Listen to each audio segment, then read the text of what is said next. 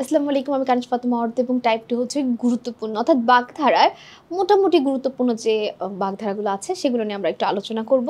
প্রথম যে প্রশ্নটা আছে দেখো, কোন বাক্যটি অর্থ ভিন্ন? অর্থাৎ এখানে যেই যেই সকল বাগধারা দেওয়া আছে তার মধ্যে কোনটার অর্থ বাকিগুলোর চেয়ে ভিন্ন।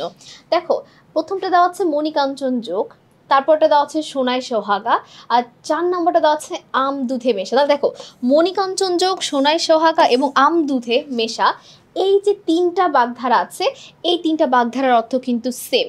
এই তিনটা বাগধারা দ্বারা ভালো সম্পর্ক, একদম মিশে যাওয়া, এরকম কোনো কিছুকে বোঝায়। শুধুমাত্র আদায় কাজ করা এই বাগধারাটির অর্থটা হচ্ছে বাকি তিনটা বাগধারার চেয়ে ভিন্ন। মানে মণিকাঞ্চন যোগ, সোনায় সোহাগা, আম দুধে মেশাচ্ছে, আদায় কাজ করার অর্থটা ভিন্ন। কারণ আদায় কাজ করা মানে কি, এটা আমরা জানি শত্রুতা, তাহলে এটা বাকিগুলোর সাথে ম্যাচ হয় না। এরপরে দেখো, মণিকাঞ্চন যোগ এর সমার্থক বাগধারা কোনটা? দহরম মহরম মানে খুবই খারাপ সম্পর্ক, কেতা দুরস্ত এটাও খারাপ। সোনায় সোহাগা নাকি শিরের সংক্রান্তি? তাহলে অবশ্যই সোনায় সোহাগা। অসম্ভব কল্পনা অর্থাৎ যেই কল্পনাটা কখনোই সম্ভব না বাস্তবে, ঠিক আছে, সেটা বাগধারাটি ব্যবহার হয় আষাঢ়ে গল্প। আষাঢ়ে গল্প মানে আজগুবি গল্প।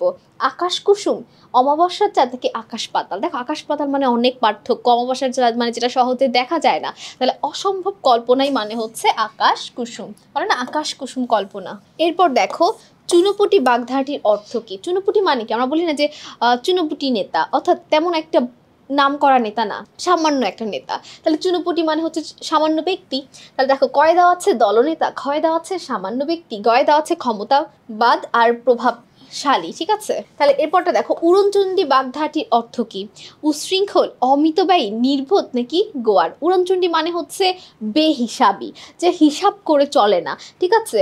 আর অমিতব্যয়ী মানেও যে হিসাব করে চলে না। মিতব্যয়ী মানে কি, যে পুরোপুরি কৃপণও বলা যায় না, কিন্তু যে চলাফেরার ক্ষেত্রে একটু বুঝে শুনে খরচ করে, ঠিক আছে, মানে হিসাব করে চলে, তাকে বলা হয় মিতব্যয়ী।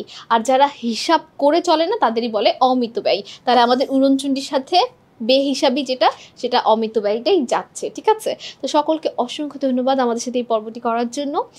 পরবর্তী পর্বটি দেখার আমন্ত্রণ রইল। আসসালামু আলাইকুম, আল্লাহ হাফেজ।